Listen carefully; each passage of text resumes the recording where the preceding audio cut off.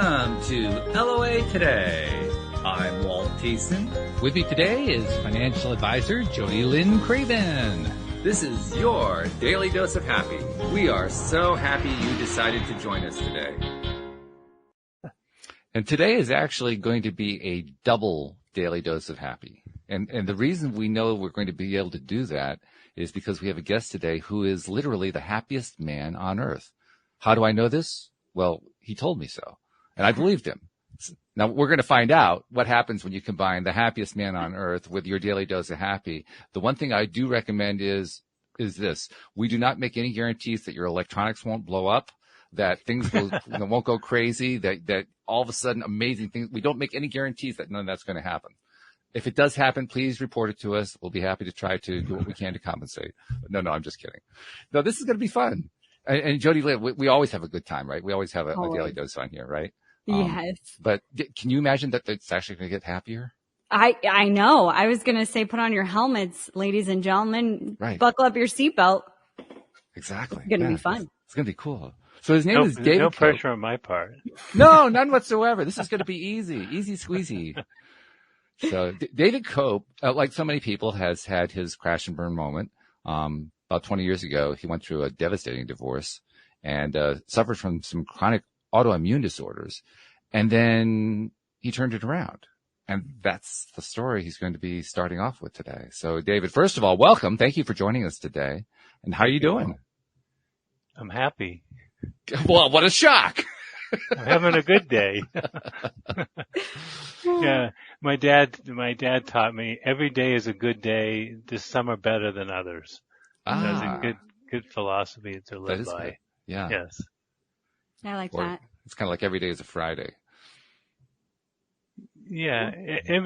Every day is just, see, when you're happy, you don't differentiate between the days of the week, because when you feel good about yourself and engaged in life, it doesn't matter whether it's a Sunday or a Saturday or a Monday, because you're always doing something you love to do, because everything in your life is an expression of yourself.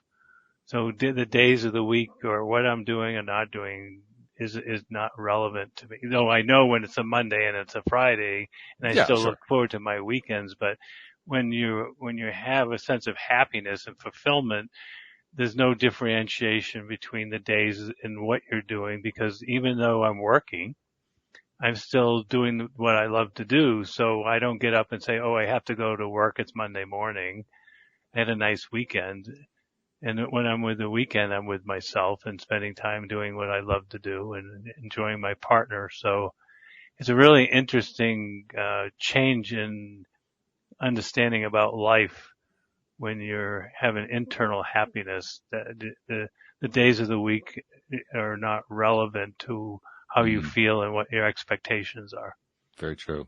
By the way, we're also blessed because one of our listeners is listening on the live stream she says she's the happiest woman alive. So we have both the happiest man alive and the happiest woman alive here at the same time on the same show. This show is going to blow up at any second. Yeah, be careful. Yeah, this could get really, really dynamic, which is okay. So anyway, tell us your story. Tell us what happened 20 years ago. Okay, so I've been a businessman all my life. And I got married and have 4 children. And 20 years into my marriage, my wife comes to me and says, David, I want a divorce. And I was devastated because I thought the challenges and issues we had in our marriage were typical and just something you work through. And I'd never imagined her coming to say, I want a divorce. And what happened was my whole life fell apart and crashed because my self-identity was tied into being a dad and having 4 kids who I love, getting up every morning and being married, and everything I knew about my life collapsed. Mm-hmm. And I went into a deep spiral emotionally. I've always been healthy, happy in the context of, had a good life, worked hard, and, was very grateful for my life. But I went into a very dark spiral of depression, and I was at a place that I'd never been before, and I got an illness that I went to the doctors and they said, David, we're testing, you're fine. But I knew there was something wrong because I was taking 3 or 4 naps a day and I didn't have any energy. I was depressed. And the first time it dawned on me that I thought when you go to doctors, they help you get better, but a chronic illness that I had with no known cure, autoimmune disorder, that's what you go to doctors, they can't help you, which was actually a good thing in hindsight because it pushed me to try to find other answers to solve what was going on with me physically. And that led me into this whole new journey of self-exploration, which came from the realization that my health, my physical health, was directly related to my emotional health.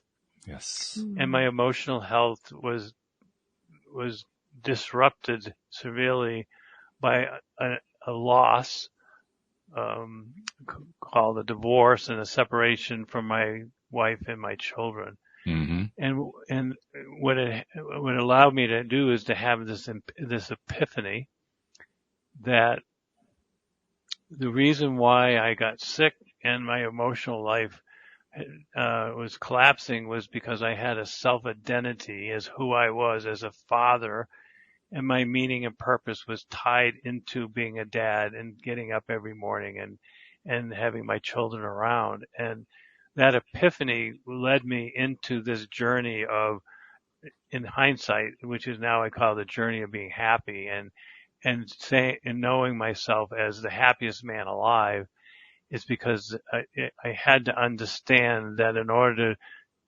to be connected to myself and being fulfilled internally, I could no longer have external things in my life that defined and created self-identities. So the beauty of the divorce and the challenge of losing all my money and having to get out of my house, not seeing my kids, and going for a very emotionally dramatic divorce and having severe anxiety and diseases, the gift is what we want to see, was it pushed me into a whole new awareness of myself that was the before the divorce and after the divorce, kind of the life of David. And it kind of was an awakening, and it pushed me into awarenesses that I never would have had if I hadn't been to the bottom of my feeling of myself and seeking answers. That I went to spiritual teachers, I went to doctors, therapists, alternative therapists, everything you could name spiritually, physically. I went to find answers, and I could not find an answer that would solve my problem. And in this search, I found out that the concept of searching outside of yourself for answers is a very problem why we never find the answers. Right. Because the answers are always within ourselves. So once I knew that and stopped looking to others who I thought knew more than me, they were experts. And I realized either what their teaching wasn't working, or I was not doing it right. So I had to make the realization it wasn't me, it was them. Not in a pejorative sense, but I had to understand that everything everybody teaching wasn't doing the very thing that they thought they were teaching. And I had to understand that I wasn't doing it wrong. And that's not why it was working. It's because what they're teaching doesn't work. So what that did is it pushed me to propel me to find my answers inside. So all of my answers now work because they solved the problem that I didn't know that I was looking for. And the problem I was looking for was me. And I was searching for answers in spirituality and self-help books and meditation and every place else, law of attraction, every place else but me.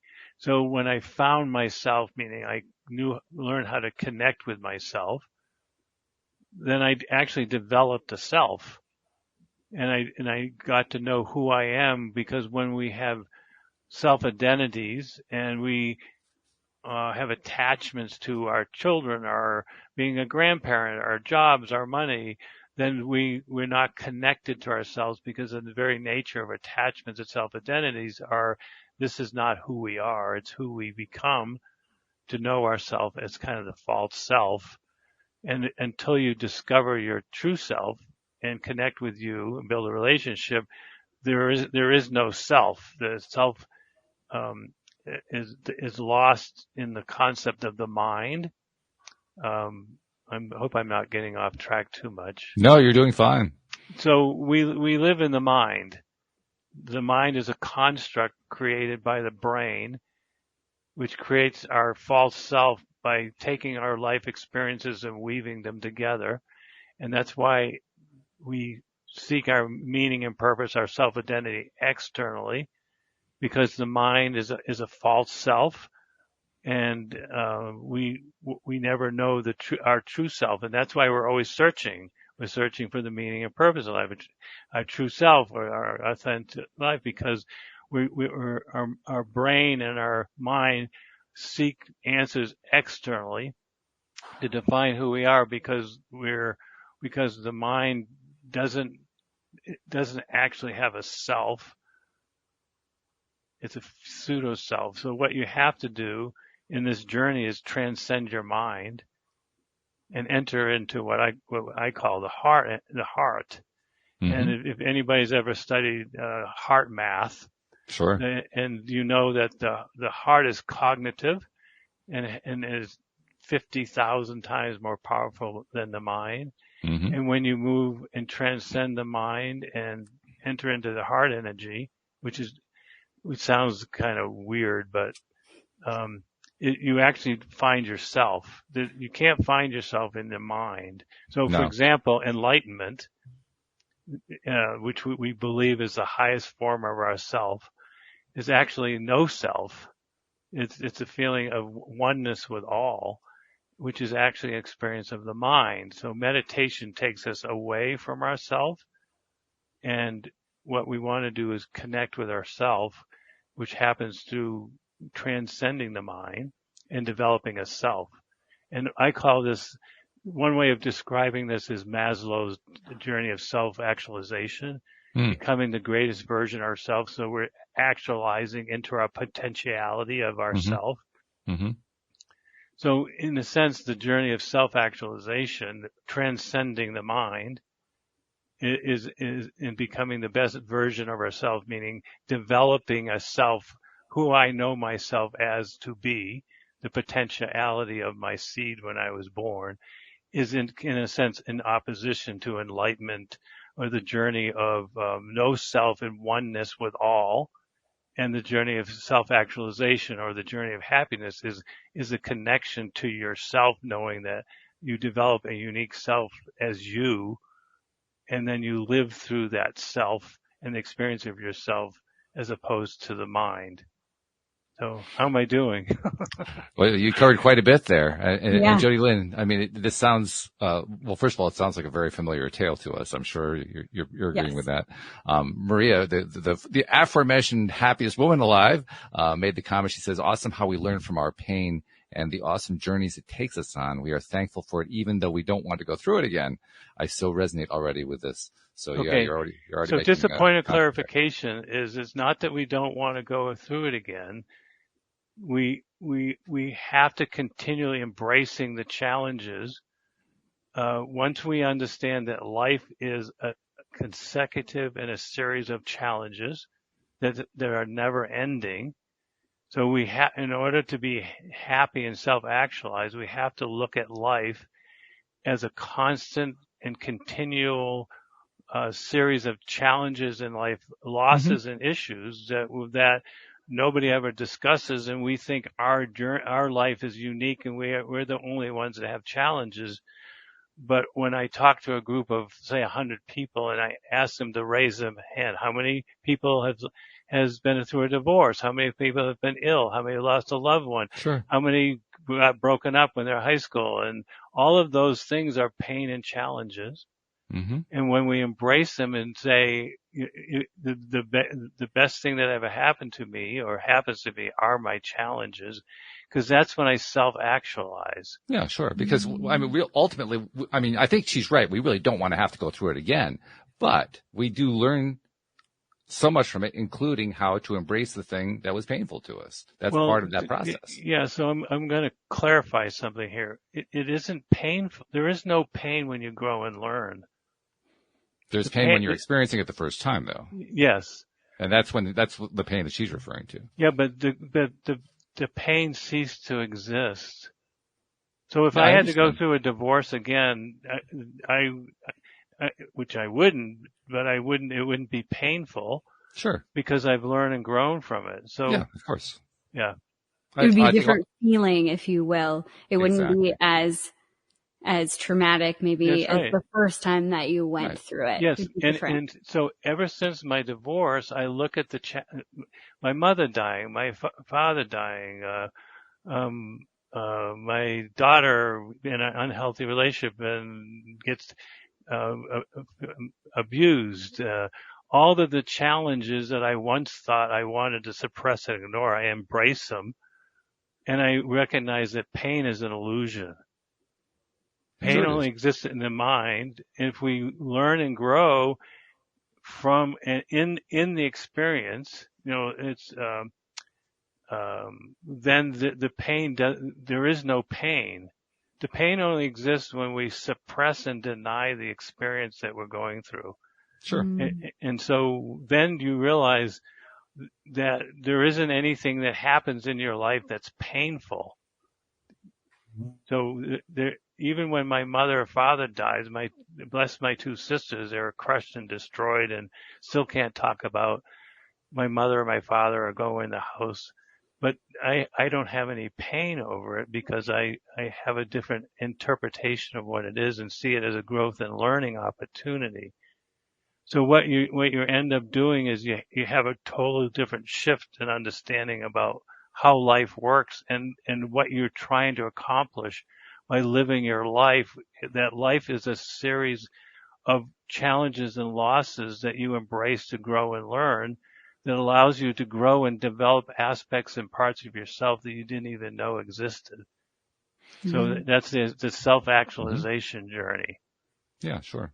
I think actually, there are lots of different ways of looking at this, and certainly the way you're looking at it is definitely one that I can see would work for you. And Maria was liking it too. She's saying, "Wow, thanks." So it's definitely resonating. I personally don't think there's anything really terrible about experiencing pain because that's part of how we get to the place that you're describing, where we're at the other end, we're at the other side. Doesn't mean that I didn't feel the pain before, like you say. You get to the point where you don't feel the pain anymore. And it's true. The pain dissipates because you gain a new perspective. And that's fabulous. We love that. I mean, Jody Lynn and Jody Lynn, how many times have we talked about that in our own lives, right? Different things that have happened to us. Yeah. And you come out the other side. Yeah, I was just saying that to my dad actually yesterday. All of the challenges that I've been through in my life. I'm so grateful because I wouldn't be the person that I am right now. Yeah, exactly. It's where they're golden nuggets that come out of these bloody situations that we find ourselves in that we don't react to well the first time around. Yeah. So the difference that is that you actually embrace them and you they're coming and they're around the corner. And you anticipate them so that so they don't become painful. They become learning. See, one of the things that I got out of the loss of being a dad was I developed this a grief process called the healthy grieving process that allows people to actually heal from the pain of their loss of grief. Mm-hmm. And I taught therapists for many years, and there is no therapy that allows people to heal from the pain. All the therapy does is suppress it and teaches us how to do things in our mind that allow us to no longer experience the pain. So we think of things that remind us of the good experience of ourselves. So I know, Walt, you rolled your eyes up a little, but I spent years. Well, it wasn't so much that I rolled my eyes up. I was thinking, well, I wouldn't want to say that all therapy doesn't work because I didn't say that it doesn't work. I said that. Well, let me finish what I'm saying here, okay? Yeah. I hear what you're saying, but hear me, okay? Yeah. What I'm trying to get to here is therapists are often, and actually the good therapists are in the business of not trying to paint one way or another for their clients what it is that the clients are going through. They're simply trying to help guide them through to the point where they're able to release pain, where they're able to release frustrations and do the growing that they want to do. That's what a good therapist does. Yeah. So here's what I found, Walt, in my years now working with people who've been to therapy, that all the therapy, and it doesn't mean that therapy isn't good and helpful, but my point is that the pain when you work with traditional therapy is never resolved. It's suppressed. I don't think that's true, though. Well, I don't think that's true. I don't think it's an accurate representation. That may be true in certain cases, but a good therapist will actually lead the person through the grieving process until they're able to get to the point where the pain isn't suppressed, it's just released. Releasing isn't the same as suppressing. Okay, so my experience, Walt, is different. Actually, in the field of grief and loss and working with hundreds of people who've been to therapists, I've yet to find one person who has resolved their grief. And I know that because once I bring the grief up, the pain comes right back. And it can be re-stimulated and they can relive the pain again. So what the goal is that it's not suppressed and that the pain is gone. And that my experience has been, while they're well-meaning and a therapist, that there's a special understanding that allows a person to resolve grief that traditional therapy, because I trained many therapists who were specialists in grief and loss, who were very good, that took the course that I taught, and they all shared with me that it was totally different than anything they've ever done before. Mm-hmm. The only reason why I'm bringing this up is that it's, in order to be happy, you have to resolve the pain in your life. You can't be happy and manage in suppressing pain, because pain and happiness are incongruent. So in order to be happy, you have to have the resolution of the pain that you had in your life. And that's the journey of self-actualization, to realize that pain is actually an illusion that doesn't exist. It's created by the mind. Sure. Because pain and happiness are the opposite ends of a spectrum. And as long as you hold on to pain, that pain is always an underpinning in how you see and interpret your life, that is experiencing how you feel about yourself and how you perceive and understand the world. So if you have suppressed pain, it creates a filter and a perspective that's always there. So for example, if the pain is suppressed, you go into a relationship with somebody because you've been hurt by the past gentleman or woman, and the pain influenced your ability to love again and to have an intimate relationship with somebody, because you know the pain is there, that you might get hurt again, so you hold back in your life and you don't fully experience yourself in the relationship because you're afraid of getting hurt. So in order to love again in a new relationship, you can't have the pain to bring forward, because the pain always limits yourself and your experience in all relationships, because the mind wants to prevent us from being hurt. It's that the first time we get hurt and broken up, our mind says, I'm never going to go through this again. And that's always in us and always interferes with all relationships. And we wonder why we don't have intimate and loving relationships with people truly. And it's because of that pain that we've held on to that influences us and says, in an unconscious level, I'm not going through that again. I'm not going to be intimate and open my heart up because I know I'll be taken advantage of and be hurt. So I'm going to go into this relationship and carry forth that unknowingly pain, so that I protect myself and my heart from having hurt and pain. And we unconsciously go through life living that, unknowingly it's influencing every relationship that we have, and why we don't have loving, intimate relationships with the people where we care about the most. So Jeffrey's asking a question in the live stream. He says, do we need to learn how to appreciate the heartbreak? Well, we want to value the heartbreak and realize that it was a gift.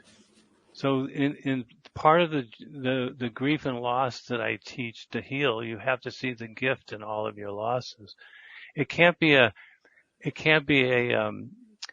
gift that says, oh, I have gratitude for what happened to me, and I can see that it actually has to be a deep understanding at a very heartfelt level of how you grew and learned, and why that was a good thing that happened to you. And when we can see the gift into it and embrace the gift, not from an intellectualizing, which is what the mind does. There is no healing of grief and pain in the mind. The mind only what the mind does, it repositions it and suppresses it, so we think we've dealt with it. The pain is actually healed from the place of the heart. The heart energy is what heals pain. The mind wants pain and creates the pain, which allows us to be limited and live in the perspective of our limiting experience of ourselves and our beliefs and our patterns. So pain is a very important piece to keep us in our comfort zone, to keep us small and hiding, not to be the best version of ourselves. So we hold on to it unconsciously. So we have to come from it from a different place of understanding of the value of the loss. So as a part of growing and being, I worked with a gentleman that lost a 9-year-old child. He said, how can I see the gift in losing a 9-year-old child? That's not possible. And that's what the mind says. There's no gift that ever that can take the pain away from me of losing a 9-year-old child. And this was 15 years later. He was still crushed. His marriage was in turmoil over the loss of his child. 15 years later, he was still in pain. And I helped him see the gift of his child dying, which was bringing the family together. The other children had an opportunity. They have an opportunity to come together. And he finally saw the gift and saw that why in one perspective, why did God bring this experience to myself to learn and heal from? And what was his plan? One way of understanding it. And then when you can see that, the pain was gone, and he was able to go back to his wife and work on the relationship, and the pain subsided, even from the pain of, for example, of a child dying, which is one of the most difficult pains to understand. Why did this happen to me, and what's the gift of a child dying? So, Jody Lynn, when you're listening to what David is saying, what parts are resonating the most with you? When you hear the message, where are you picking and say, yeah, wow, I'm really on board with that? Yeah, it's so interesting because I've been through a lot of traumatic things in my life. Mm-hmm. And we've talked a lot about them on the show because I'm very open with that. Not all of them, but some of them. Quite a few, though. Some of the highlights. Yeah. But I'm sure, the longer we're on here, the more I'll spill all my guts. And it's that concept, I think what you're getting at, David, of appreciating and seeing the gift in something that has happened to you, that has been traumatizing or really difficult or whatever. It's very difficult to explain a lot of times. But for me personally, I feel it from that heart space, from my heart what you're saying, what you're trying to say, because I've been able to get to the other side with these traumas for myself and look at other things like you were talking about, bringing the family together. And that's, I always look at things from a 10,000 view perspective, so I can see those things a little bit easier than most. But I know a lot of people struggle with this. So I understand the concept that you're talking about. And I think it's interesting because we get stuck on words. So like seeing that it was a good thing that, the child died, people are like, what? That's awful. How could you ever say that? That's not possible. But we have this unique relationship with our words where we say things and we're so attached to what they mean to us that we can't get past that. So for some people, it might not be the word good. I can't put good and my child dying in the same sentence, but you change the definition of good, that it was okay. And it's almost like the spiral that we always talk about, Walt. I think it's Abraham Hicks' spiral of, I don't remember what it's called, but that the emotional guidance scale. Thank you. The emotional guidance scale and moving your way up that ladder with that experience to better feeling. So that resonates. Mm-hmm. So let me just, I'm going to challenge you, Jody, Lynn, and Walt, Sure. just to help you understand perspective. The first comment I'm going to talk about is why do you still say you had traumatic experiences? And why is it still hard for you to talk about your traumatic experiences if you've healed? Well, I wouldn't say that it's hard because I'm an open book and I've talked about them a lot here. Well, wait a minute, David. Let her answer the question. You asked a question. Let her answer. Well, I wasn't finished. Okay, you finished the question. So my point is you said no. You can't make a point. You ask the question, let her answer it, and then you can address afterward. But okay, good. You can't pre-answer the question for her. No. What I'm trying to say is, she said I haven't shared all the things yet, and eventually I will share them. So what I'm trying to say is, why aren't you sharing all of them, and why do you keep some more that you still don't feel comfortable sharing because it's uncomfortable? So when we heal from these traumatic experiences, we're no longer holding them in and feel that our life. Well, I don't understand why you're laughing at what I'm saying. I'll be happy to tell you why I'm laughing, because you don't let her answer a question. No, you start off wait a minute. You start off asking a question, and then you express the question, and then before she has a chance to even say anything, you start explaining the answer to the question. Well, okay, that's not the way a conversation works. Okay, I'm sorry. Okay, excuse me. I apologize. So why is it that there's still? Why do you still have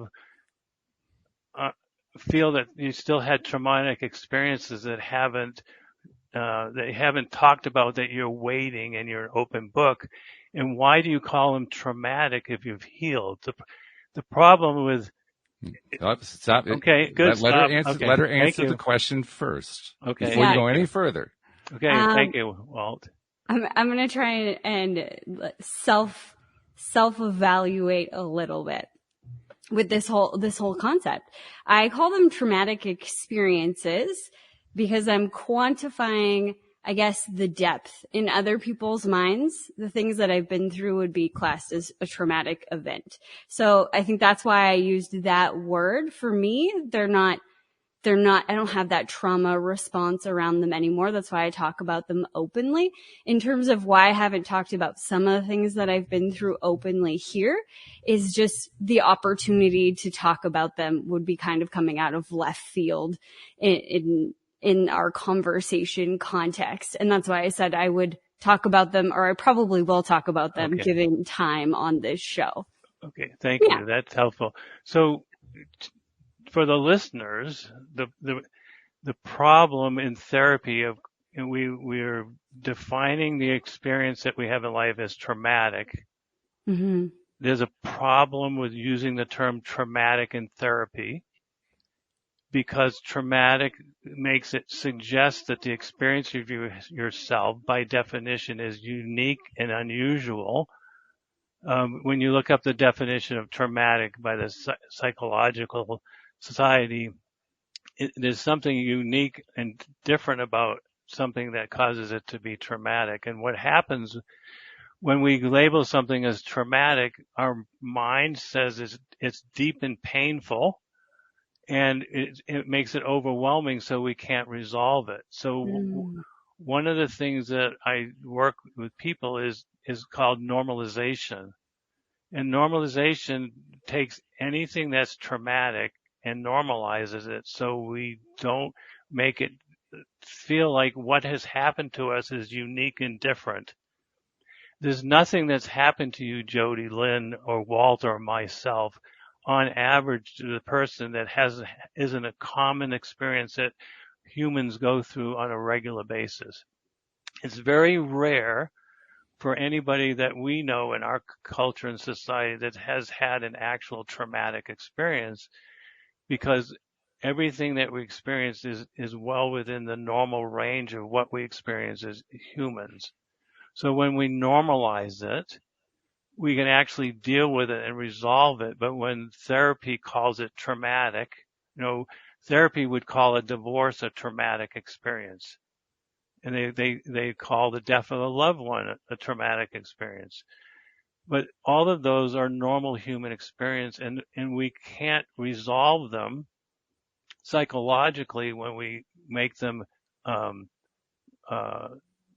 traumatic. And for the way the person feels when they make something traumatic, it's big and hard and difficult to work through. But the truth is that there's very few of us that's ever gone through something actually traumatic. And that when we normalize it, which is a very common psychological issue, we can actually work through it and resolve it. So we don't have to carry it into the future as something that we went through that made our life difficult or challenging.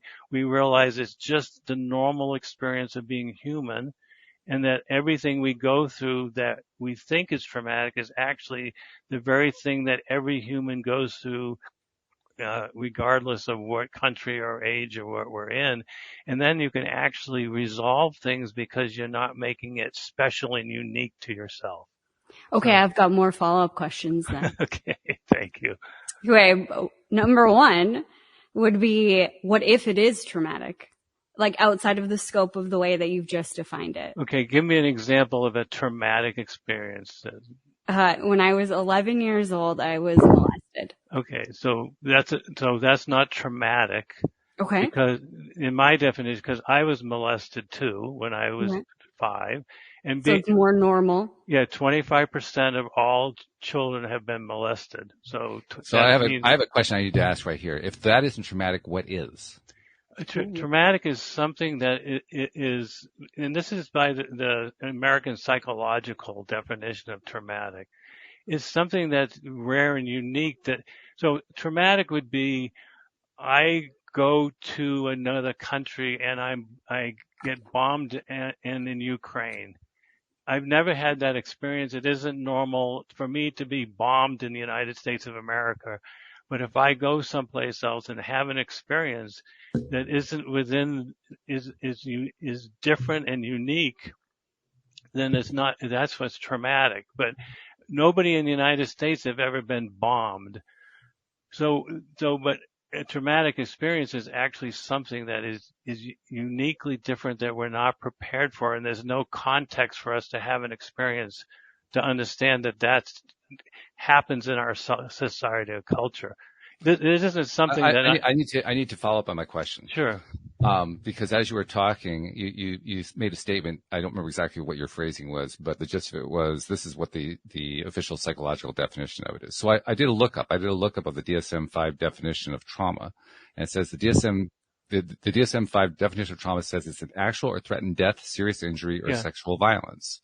Okay. Well, molestation is sexual violence, so it sounds to me like trauma does actually cover sexual violence. Yeah, but most sexual, what you and I most likely wasn't sexual violence. Sexual violence is when let's say I'm a man and I go down a street in the dark and somebody jumps me and I'm unprepared and they violate me. That's sexual violence. Being abused by a family member is not sexual violence. It's sexual I don't think I abuse. agree with that. I don't think I agree with that. It's Well, because it is a violation, and I think that there's a little problem with separating the word violence from violation. well, they're two different words. They're different Violence words, is, but there's a lot of overlap between them. And trying to say that they aren't really that no, they're they very could, very different is a little bit that's a no, bit they of a are stretch for me. different. Not all sexual abuse is violent. They are violated, but it's not Mhm. violent. The sexual abuse that I went through by my nanny wasn't violent. It was actually very soft and sensitive, and it was in a place in a bedroom, and it was not violent. I was violated, but that's the most common sexual abuse happens in that context. Doesn't make it right. But what I'm saying is if 25% of children are sexually abused, is it in the concept it's not traumatic because if Jody Lynn and I both have happened to it, and other people say, well, I was sexually abused, then you normalize it to realize, oh, if 25% of people have had it, then it doesn't make me something bad didn't happen to me because it's a very common experience that we have in our culture and society. It doesn't make it right, but So if 100,000 people were killed on Hiroshima all at the same time, it was common. no, that would have been traumatic because they But were living. it happened across the society. No, it was traumatic to the people in Hiroshima because they've never been bombed and nobody ever bombed Japan, and it was totally unique experience that they never could predict it. If you live in Ukraine now, in Kiev, the bombings aren't traumatic now because they begin to live with it and they understand the nature of it. So it's not traumatic and they live to accept and embrace the reality of it.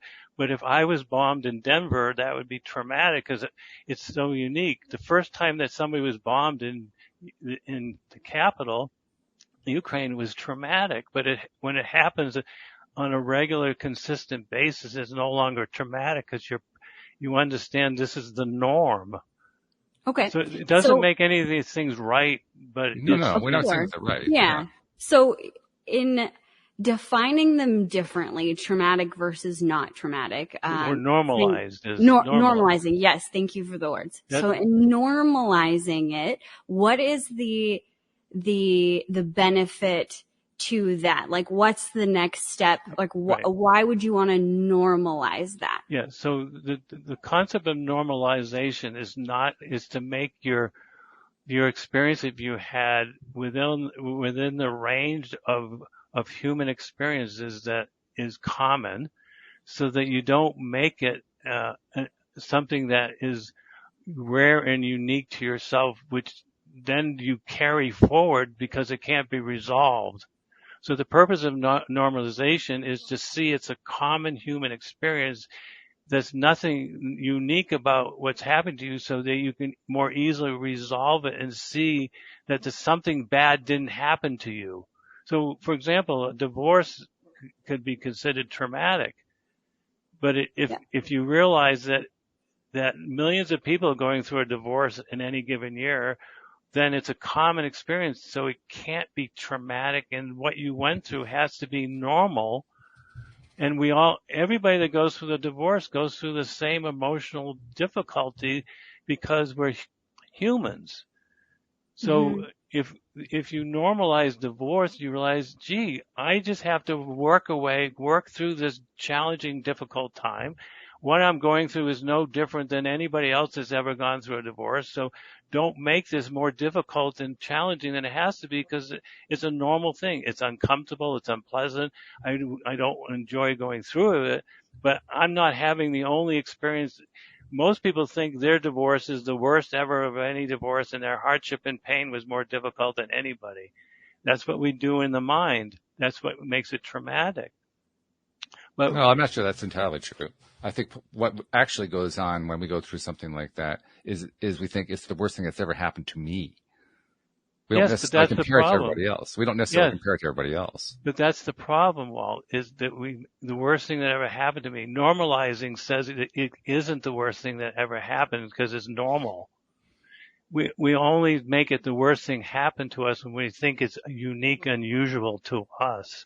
But when you normalize it psychologically, we then realize what I'm going through isn't the worst thing that ever happened to me.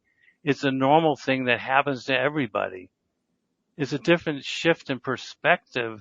It doesn't mean it isn't difficult and hard, but normalization says what you're going through is normal, and we all feel the same way.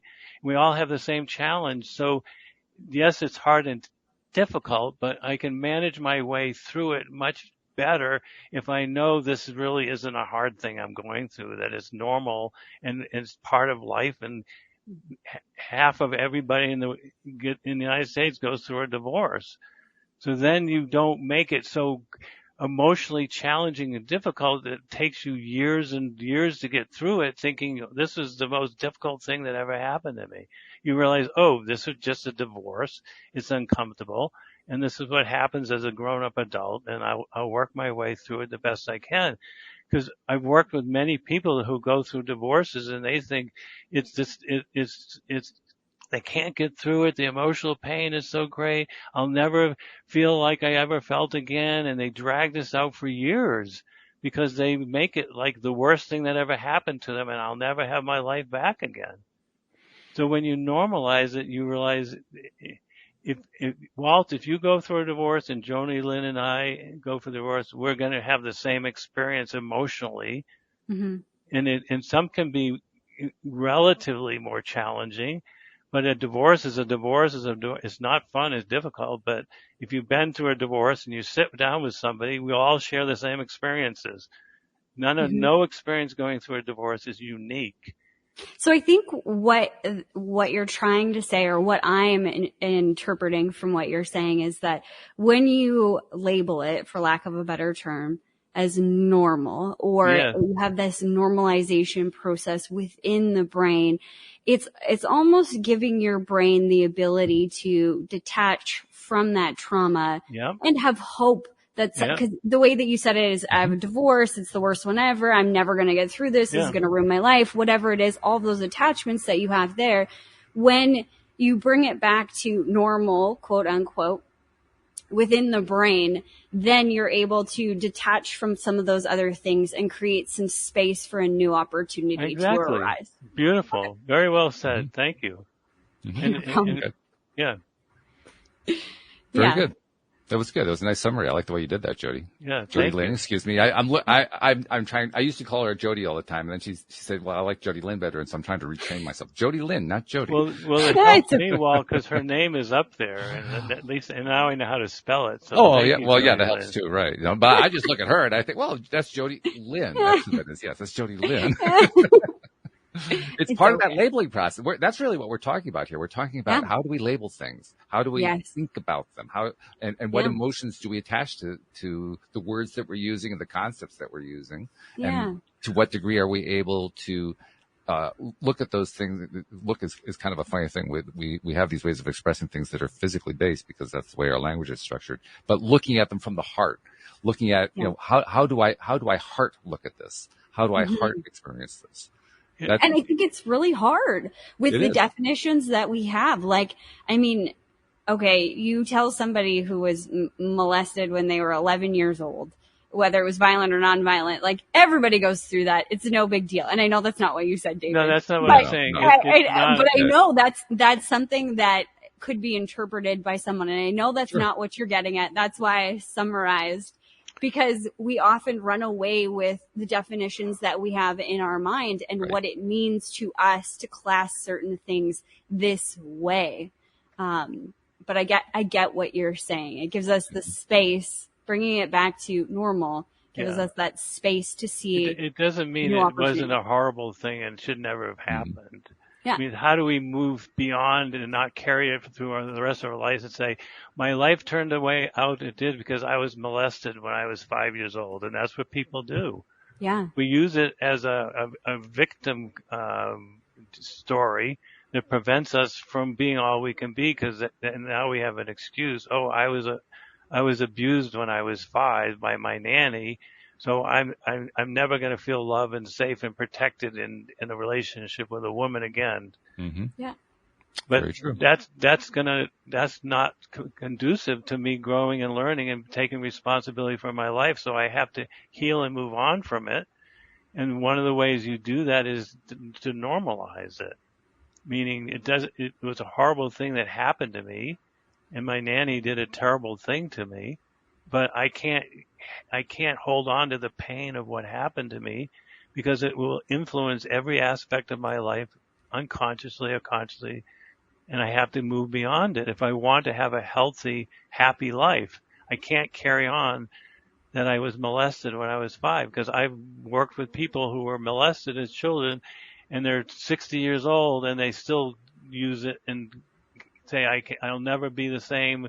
My life can't be the same because I was molested by my uncle 3 times when I was at his house.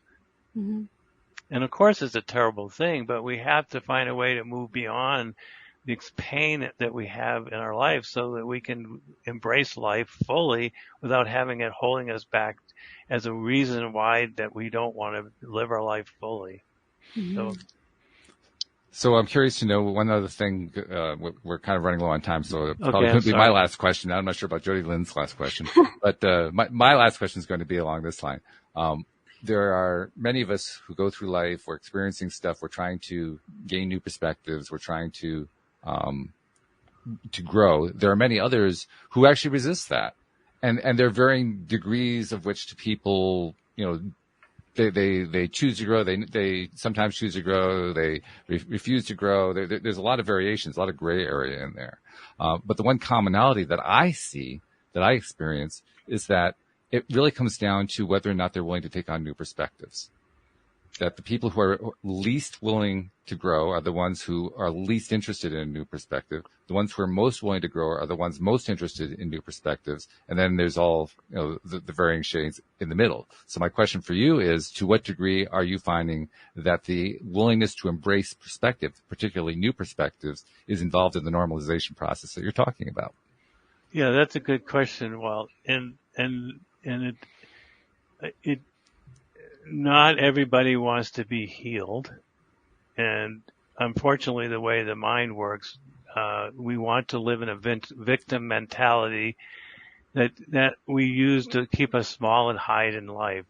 So there are some people that are naturally drawn to taking responsibility. I am where I am today based upon the choices and decisions I've made, Mm-hmm. and I want to be a product of my choices.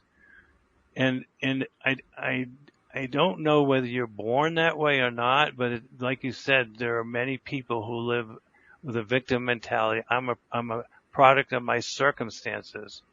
And when we live from that place, they don't want to see new perspectives, and they don't want to change because they want to hold on to their victim story, because they use it to keep them small and hide in life, because they're scared of being their true self and being all that they can be, because what their mind says, don't be all you can be, and don't go out in the world, because you'll be found out as a fraud, and you'll run into your limitations, your false self, and you'll fall down and be a fool. And so let's play it safe. So we hold on to our victim story. Certain people have the capacity to normalize and want to heal pain, and other people can't. In working with people, I have no control over it. But what I try to do, try to find people who are open-minded and heart-based, who can understand and see that life is a place to grow and learn. And those are the people that are willing to see new perspectives, and not in a pejorative way. There's nothing, there's nothing wrong with holding on to your pain and having memorials to remember people. It's just a different way of living. But in order to shift your perspective and want to change and see it, you have to have a mindset that wants to take responsibility for your life and be the best you can be and grow and learn. Is a great question. And I don't want any to sound pejorative, because there's a different path for each person. They're all on their own journey. But as the happiest man alive, the question is, how do you become happy? Well, you don't become happy holding on to pain and being a victim and blaming your past for your circumstances. You become happy by taking responsibility, shifting your perspective, learning to change, and be willing to see and understand new things and get outside your comfort zone and create your life. Thank you. Yeah. So, Jody Lynn, you got one more thing before we wrap up? I just agree. I agree with that. Having that ability or that wanting to be open-minded and see a new perspective. And I think that at different points in people's life, they're more open based on what's happened to them. In that moment when I was 11 years old, right after that happened, I was not open to a new perspective. I was not open to any sort of healing. I didn't have the tools for it, didn't have the capacity for it. And I'm so thankful that I went through that, because my capacity to love, forgive, have compassion for myself and others, and that came a lot from that experience. So I might not have had it in that moment, but I think we get multiple opportunities throughout our life to decide we want to change. Yep. Yeah.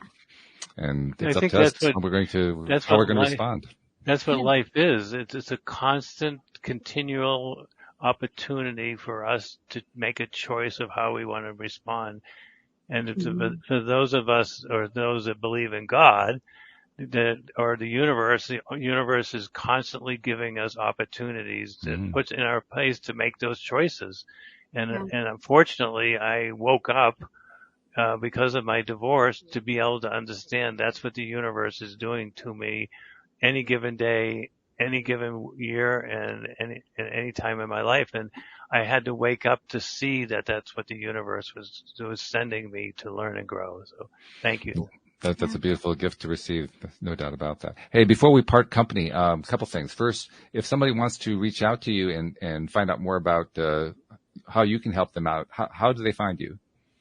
Well, thank you, Walt. The best place, I no longer teach the happiness course and how to be happy. I have a woman that works with me named Karen, and her website is www.ahappinesscourse.com, and she now teaches the journey of happiness, and we have a online course that we have that people can take to open up their journey and shift their perspective. Okay, very good. So we'll make sure we include a link in the show notes for that. And then the second thing I wanted to do before we part company is to thank you, because first of all, you came out of the show to share your ideas and inspirations here with us, but you also do it in other places as well. And all of us who are in I hesitate to call it a business, because I do it just because I love it. I know Jody Lynn does too. I imagine you do as well, but I'll call it the business for lack of a better word. We're in the business of helping people in these ways. We talk to people many times. We don't even see who they are. We don't hear them. We never hear back from them, but we touch their lives in some way. And I know you have as well. So on behalf of those people, I want to thank you for how you've been able to touch the lives of people that you'll never meet and you'll never see. And thank you, Walt and Julian, for giving this opportunity. As I said earlier, I don't get to share my journey very often because it's private and the mechanics that I went through. And thank you for this opportunity sharing. And I hope I have touched somebody's life in a way that might make a difference for them. So thank you for your podcast. Jeffrey said so right in the live stream. He said, thank you for the healing. Thank you for the catalyst. So the answer to your question is yes, they did. Great. There it thank is. You. Right there. So good stuff. Good stuff. Jody Lynn, what do you think? Did we hit the peak again? Yeah, of course. I'm always learning something new and expanding. And, for me, this conversation, honestly, truly 100% transparency, because I've never talked about that topic in this public kind of setting. Friends, family, colleagues in my coaching business, sure, but never on like live TV. Right. For everybody to hear, right? And not because I didn't want to, but I was waiting for the opportunity where it made sense to do so. So, but even that, just sharing that is peeling back another layer and allowing myself to see if there's anything else that needs to be healed there. So thanks for the opportunity. That's great stuff. All right. So thank you, David Cope. Thank you, Jody Lynn. Thank you to our podcast listeners everywhere. We will see you all next time here on LOA Today. Goodbye, everybody. Thank you. Well, goodbye.